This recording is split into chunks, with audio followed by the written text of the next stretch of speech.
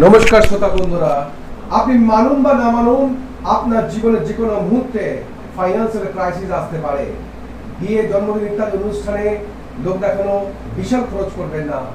বহু মধ্যবিত্ত পরিবারের সঞ্চয় 1/3 খরচ হয়ে যায় শুধুমাত্র ছেলে মেয়েদের বিয়ে দিতে গিয়ে।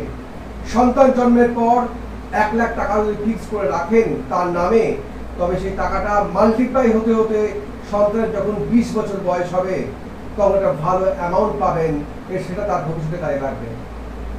আপনার মাথার ঘাম পায়ে ফেলে আয় করার টাকা আপনি নিজে মাল্টিপ্লাই করুন, বাচ্চাকেও টাকা মাল্টিপ্লাই করতে শেখান, ছোট থেকে ফিনান্সিয়াল অ্যাডভাইস দিন, সন্তানকে প্রোডাক্টিভ আর নন প্রোডাক্টিভ ইনভেস্টমেন্ট সম্পর্কে জ্ঞান দিন। যেমন গ্যাজেট আর ধাতুর মধ্যে ধাতু চুজ করা উচিত, কারণ ধাতুর রিসেল ভ্যালু আছে। এই শিক্ষা ভবিষ্যতে আপনার এবং আপনার সন্তানের উপকারে আসবে। আপনার সর্বস্ব খরচ করে সন্তানকে বিয়ে দেওয়ার চেয়ে কোনো মতে বিয়ে দিয়ে সন্তানের নামে টাকাটা ফিক্সড ডিপোজিট করে দিন, অসময় দরকার পড়বে। জমির চেয়ে বাড়ির ভ্যালু বেশি করবেন না, আবার বাড়ি বা ফার্নিচারের ভ্যালু চেয়ে ব্যাংকের লকার বা সোনা ব্যাংকের টাকা মানে বেশি রাখবেন, কারণ আপনার দুঃসময়ে ঘরে একটা টুকরো আপনি সেল করতে পারবেন না, কিন্তু গহনা অথবা টাকা দিয়ে দুঃসময় কাটিয়ে উঠতে পারবেন। খারাপ সময় বলে করে আসে না, এই দুনিয়ায় কোনো কিছু গ্যারান্টি নেই এবং আপনার শরীরটাও নয়। যোগ্যতাপূর্ণ চাকরিতেও ফাইন্যান্সিয়াল সিকিউরিটি থাকে না। তাই ছেলে মেয়েকে বহু খাতে বিনিয়োগের পরিকল্পনা করতে শেখান। কোনো কাজ ছোট নয়, এই বোধ তৈরি করুন তার মধ্যে। সন্তানকে বইয়ের বাইরে বাস্তব বুদ্ধিসম্পন্ন কাজ শেখান, কারণ পেটা শিক্ষা মানেই ক্যারিয়ার সাকসেসফুল হবে তার কোনো গ্যারান্টি নেই। কিছু একটা জমিয়ে রাখুন, যতটুকু বাড়ি করে সতেজ থাকা যায় ততটুকু বাড়ি করুন।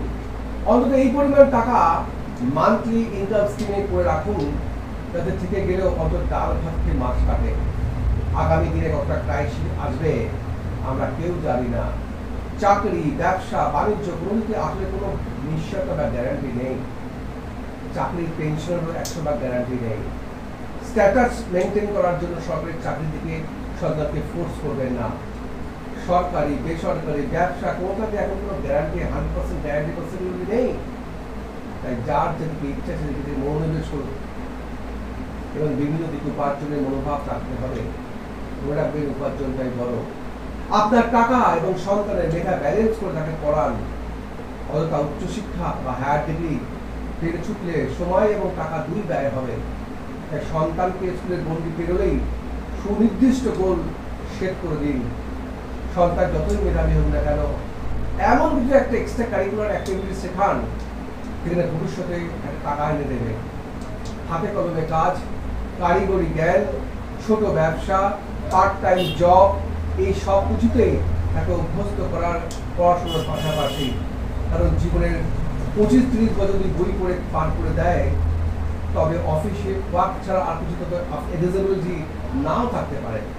মধ্যে কথা, সব কিছুকেই বিজনেস মাইন্ডে দেখতে হবে, এছাড়া কোনো অপশন নেই। অন্তত একটা বিনিয়োগ ডুবে গেলে যেন আর একটা ভিউ থাকে। এই ধরনের নীতি কথা, এই ধরনের পরামর্শ, এই ধরনের জীবনমুখী কথা যেটা আপনার জীবনকে সমৃদ্ধ করবে, আপনাকে এগিয়ে নিয়ে যাবে, এটি পেতে গেলে অবশ্যই আমাদের ড্রিম অ্যাচিভার্স এই ফেসবুক চ্যানেলটিকে লাইক করবেন, শেয়ার করবেন, অবশ্যই কমেন্ট দেবেন এবং ডান দেখে দেওয়া বিলো বেল আইকনে প্রেস করবেন। Thank you very much.